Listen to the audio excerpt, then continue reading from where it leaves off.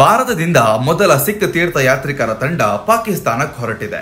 ಒಟ್ಟು 1796 ಭಕ್ತರನ್ನ ಒಳಗೊಂಡಿರುವ ಈ ಜಾಥಾ ಸಿಖ್ ಧರ್ಮದ ಸಂಸ್ಥಾಪಕ ಗುರು ನಾನಕ್ ದೇವ್ ಜಿ ಅವರ ಜನ್ಮ ಜಯಂತಿಯ ಆಚರಣೆಯಲ್ಲಿ ಭಾಗವಹಿಸಲು ತೆರಳಿದ್ದಾರೆ. ಪ್ರತಿ ವರ್ಷವೂ ನವೆಂಬರ್ ತಿಂಗಳಲ್ಲಿ ಗುರು ನಾನಕ್ ಜಯಂತಿಯನ್ನ ಪಾಕಿಸ್ತಾನದಲ್ಲಿರುವ ನಾನಾ ಖಾನಾ ಸಾಹಿಬ್ ಹಾಗೂ ಇತರ ಪವಿತ್ರ ಸಿಖ್ ತೀರ್ಥಕ್ಷೇತ್ರಗಳಲ್ಲಿ ಭವ್ಯವಾಗಿ ಆಚರಿಸಲಾಗುತ್ತೆ. ಈ ಬಾರಿ ಭಾರತದಿಂದ ಹೊರಟ ಈ ಮೊದಲ ತಂಡವು ಭಕ್ತಿ ಭಾವದಿಂದ ಅತ್ಯಂತ ವಿಶೇಷ ಪ್ರಯಾಣಕ್ಕೆ ಸಜ್ಜಾಗಿದೆ. ಈ ಜಾಥವನ್ನ ದೆಹಲಿಯ ಶ್ರೀ ಗುರುದ್ವಾರದ ಬಂಗ್ಲಾ ಸಾಹಿಬ್ ನಿಂದ ಭವ್ಯವಾಗಿ ಬೀಳ್ಕೊಡಲಾಯಿತು. ಅನೇಕ ಸಿಖ್ ಧಾರ್ಮಿಕ ಮುಖಂಡರು, ಪಂಜಾಬ್ ರಾಜ್ಯದ ಸಿಖ್ ಸಂಘಟನೆಗಳ ಪ್ರತಿನಿಧಿಗಳು ಹಾಗೂ ಭಾರತ ಸರ್ಕಾರದ ಅಧಿಕಾರಿಗಳು ಈ ಸಂದರ್ಭದಲ್ಲಿ ಉಪಸ್ಥಿತರಿದ್ದರು. ಜಾಥಾದಲ್ಲಿ ಭಾಗವಹಿಸಿದ ಭಕ್ತರಲ್ಲಿ ಮಹಿಳೆಯರು, ಹಿರಿಯರು, ಧಾರ್ಮಿಕ ನಾಯಕರು ಹಾಗೂ ಯುವಕರು ಸೇರಿದ್ದಾರೆ.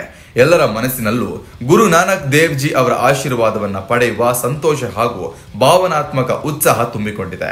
ಈ ಜಾಥಾವನ್ನ ಪಾಕಿಸ್ತಾನಕ್ಕೆ ಭಾರತೀಯ ರೈಲ್ವೆ ಸಚಿವಾಲಯ ಹಾಗೂ ಪಾಕಿಸ್ತಾನದ ಎವರ್ಟ್ ಟ್ರಸ್ಟ್ ಪ್ರಾಪರ್ಟಿ ಬೋರ್ಡ್ ಸಹಯೋಗದ ಮೂಲಕ ವ್ಯವಸ್ಥೆ ಮಾಡಲಾಗಿದೆ. ತೀರ್ಥಯಾತ್ರಿಕರು ಅಟ್ಟಾರಿ ವಾಘಾ ಗಡಿ ಮಾರ್ಗವಾಗಿ ಪಾಕಿಸ್ತಾನವನ್ನ ಪ್ರವೇಶಿಸಲಿದ್ದಾರೆ. ಪಾಕಿಸ್ತಾನ ಸರ್ಕಾರವು ಈ ಯಾತ್ರಿಕರಿಗೆ ವಿಶೇಷ ಸುರಕ್ಷತೆಯ ವ್ಯವಸ್ಥೆ, ವಸತಿ ಮತ್ತು ಆಹಾರದ ವ್ಯವಸ್ಥೆಯನ್ನ ಮಾಡಿದೆ. ಪಾಕಿಸ್ತಾನದ ಧಾರ್ಮಿಕ ವ್ಯವಹಾರಗಳ ಸಚಿವಾಲಯ ಹೇಳಿಕೆಯ ಪ್ರಕಾರ ಈ ಸಿಖ್ ಯಾತ್ರಿಕರಿಗೆ ನಾನಾ ಖಾನಾ ಸಾಹಿಬ್, ಪಂಜಾ ಸಾಹಿಬ್, ದೇರಾ ಸಾಹಿಬ್, ಲಾಹೋರ್ ಹಾಗೂ ಕರ್ತಾಪುರ್ ಸಾಹಿಬ್ ಮುಂತಾದ ಪವಿತ್ರ ಸ್ಥಳಗಳಲ್ಲಿ ಭೇಟಿ ನೀಡಲು ಅವಕಾಶವನ್ನು ನೀಡಲಾಗಿದೆ. ಗುರು ನಾನಕ್ ದೇವ್ ಜಿ ಅವರ ಜನ್ಮದಿನವು ಸಿಖ್ ಸಮುದಾಯದ ಅತ್ಯಂತ ಪವಿತ್ರ ಹಬ್ಬಗಳಲ್ಲಿ ಒಂದು. ಅವರು 1469ರಲ್ಲಿ ಪಾಕಿಸ್ತಾನದ ನಾನಾ ಖಾನಾ ಸಾಹಿಬ್ನಲ್ಲಿ ಜನಿಸಿದ್ರು. ಸಿಖ್ ಧರ್ಮದ ಮೂಲ ತತ್ವಗಳಾದ ಏಕದೇವನ ಭಕ್ತಿ, ಸಮಾನತೆ, ಸತ್ಯ ಮತ್ತು ಸೇವಾ ಭಾವವನ್ನ ಅವರು ಬೋಧಿಸಿದ್ರು. ಅವರ ಉಪದೇಶಗಳು ಇಂದು ಸಹ ಲಕ್ಷಾಂತರ ಜನರ ಜೀವನದಲ್ಲಿ ಮಾರ್ಗದರ್ಶನವಾಗಿದೆ. ಈ ವರ್ಷ ಭಾರತ ಮತ್ತು ಪಾಕಿಸ್ತಾನದ ನಡುವೆ ಈ ಧಾರ್ಮಿಕ ಯಾತ್ರೆಯು ಸೌಹಾರ್ದ ಮತ್ತು ಧಾರ್ಮಿಕ ಸಹಬಾಳ್ವೆಯ ಸಂಕೇತವಾಗಿ ಕಂಡುಬಂದಿದೆ. ರಾಜಕೀಯ ಅಸಮಾಧಾನಗಳ ನಡುವೆಯೂ ಈ ರೀತಿಯ ಧಾರ್ಮಿಕ ವಿನಿಮಯಗಳು ಎರಡು ದೇಶಗಳ ಜನರ ನಡುವಿನ ನಂಬಿಕೆ ಮತ್ತು ಶಾಂತಿಯ ಹಾದಿಯನ್ನು ಬಲಪಡಿಸುತ್ತವೆ.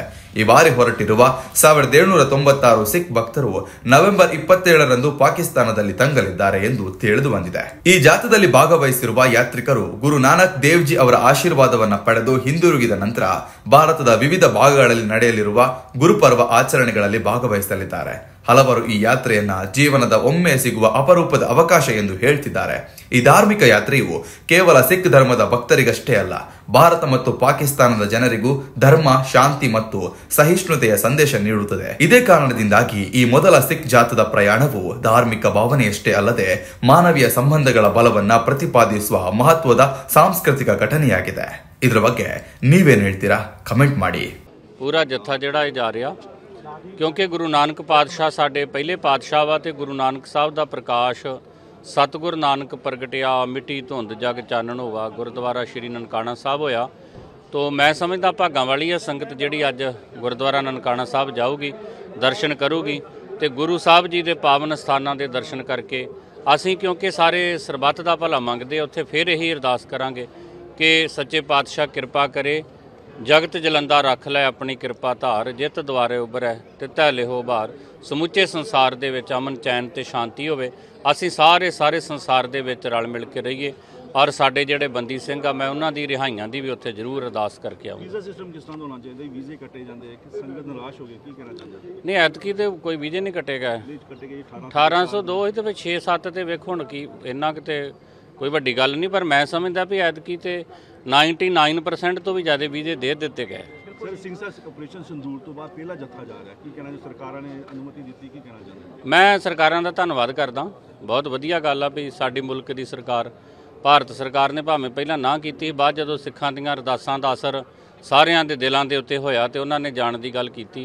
इहदे लई सरकार दा धन्नवाद आ। और मैं समझदा भी सरकारां नूं ਇਹ ਜਿਹੜੇ ਧਰਮ ਦੇ ਮਾਮਲੇ ਇਹਦੇ ਵਿੱਚ ਇਦਾਂ ਹੀ ਦਰਿਆਦਿਲੀ ਦਿਖਾਉਣੀ ਚਾਹੀਦੀ ਆ, ਕਿਉਂਕਿ ਗੱਲ ਇਕੱਲੇ ਉਧਰ ਜਾਣ ਦੀ ਨਹੀਂ ਆ, ਗੱਲ ਸਾਡੀਆਂ ਭਾਵਨਾਵਾਂ ਦੀ ਆ। ਅਸੀਂ 1947 ਦੇ ਵਿੱਚ ਬਹੁਤ ਕੁਝ ਆਪਣਾ ਗਵਾ ਲਿਆ, ਸਾਡੀ ਵਿਰਾਸਤ ਉੱਥੇ ਰਹਿ ਗਈ। ਔਰ ਜਦੋਂ ਮੈਂ ਪਿਛਲੇ ਸਾਲ ਜਦੋਂ ਅਕਤੂਬਰ 'ਚ ਗਿਆ, ਜਦੋਂ ਵਾਪਸ ਮੁੜੀਦਾ ਤੇ ਉਦੋਂ ਦਿਲ ਨੂੰ ਖਿੱਚ ਪੈਂਦੀ ਆ ਵੀ ਕਿੱਥੇ ਇੱਥੇ ਜਿਵੇਂ ਅੱਜ ਦਰਬਾਰ ਸਾਹਿਬ ਇੰਨੀ ਸੰਗਤ ਆਉਂਦੀ ਆ, ਜੇ 47 ਦੀ ਵੰਡ ਨਾ ਹੁੰਦੀ ਤੇ ਇੱਥੇ ਨਨਕਾਣਾ ਸਾਹਿਬ ਵੀ ਲੱਖਾਂ ਦੀ ਗਿਣਤੀ ਦੇ ਵਿੱਚ ਰੋਜ਼ ਸੰਗਤ ਆਇਆ ਕਰਨੀ ਸੀ। तो देश के जोड़े भी साढ़े हुक्मरान आ सरकारां वा ਇਹਨਾਂ ਨੂੰ ਸਿੱਖਾਂ ਦੇ ਇਸ ਮਸਲੇ ਦੇ ਉੱਤੇ ਬੜੀ ਦਰਿਆਦਿਲੀ ਹਮੇਸ਼ਾ ਰੱਖਣੀ ਚਾਹੀਦੀ ਔਰ ਕਰਤਾਰਪੁਰ ਸਾਹਿਬ ਦਾ ਲਾਂਘਾ ਵੀ ਖੋਲ੍ਹਣਾ ਚਾਹੀਦਾ। ਬਾਕੀ ਮੈਂ ਭਾਰਤ ਸਰਕਾਰ ਦਾ ਫੇਰ ਧੰਨਵਾਦ ਕਰਦਾ, ਚੰਗਾ ਕੀਤਾ। ਵੀਜ਼ੇ ਦੇ ਦਿੱਤੇ ਗਏ ਨੇ ਪਰ ਪੰਜਾਬ ਸਰਕਾਰ ਵੱਲੋਂ ਜਿਨ੍ਹਾਂ ਦੀ ਇਨਕੁਆਇਰੀ ਲਈ ਉਹਨਾਂ ਨੂੰ ਹੁਣ ਅੱਜ ਲੰਘਣ ਨਹੀਂ ਦਿੱਤਾ ਜਾ ਰਿਹਾ, ਉੱਥੇ ਰੋਕ ਦਿੱਤਾ ਜਾ ਰਿਹਾ। ਨਹੀਂ, ਉਹ ਪੰਜਾਬ ਸਰਕਾਰ ਦੀ ਢਿੱਲ ਆ, ਪਰ ਮੈਨੂੰ ਲੱਗਦਾ ਵੀ ਜਿਨ੍ਹਾਂ ਨੂੰ ਵੀਜ਼ਾ ਮਿਲਿਆ ਸਰਕਾਰ ਕਿੱਦਾਂ ਰੋਕ ਸਕਦੀ ਆ। ਜਦੋਂ ਇੱਕ ਪ੍ਰੋਸੈਸ ਦੇ ਤਹਿਤ ਇੱਕ ਵੀਜ਼ਾ ਸਿਸਟਮ ਹੁੰਦਾ ਵਾ ਉਹ ਜਦੋਂ ਹੋ ਗਿਆ, ਬਾਕੀ ਮੇਰੇ ਧਿਆਨ 'ਚ ਨਹੀਂ ਆ। ਪਰ ਇਹ ਤੇ ਸਰਕਾਰ ਦੀ ਹੈਗੀ ਨਾ ਜ਼ਿੰਮੇਵਾਰੀ ਵੀ ਜਦੋਂ ਇਹਨਾਂ ਨੂੰ ਇੱਕ ਤੈਅ ਸਮੇਂ ਦੇ ਵਿੱਚ ਇਹਨਾਂ ਨੇ ਕੋਈ ਵੈਰੀਫਿਕੇਸ਼ਨ ਕਰਨੀ, ਪਰ ਜੇ ਸਰਕਾਰ ਰੋਕਦੀ ਹੈ ਤੇ ਮੰਦਭਾਗੀ ਗੱਲ ਆ। ਪਰ ਮੈਨੂੰ ਨਹੀਂ ਲੱਗਦਾ ਵੀ ਲੱਗਾ ਹੋਇਆ ਵੀਜ਼ਾ ਕਿੱਦਾਂ ਰੋਕ ਲੈਣਗੇ।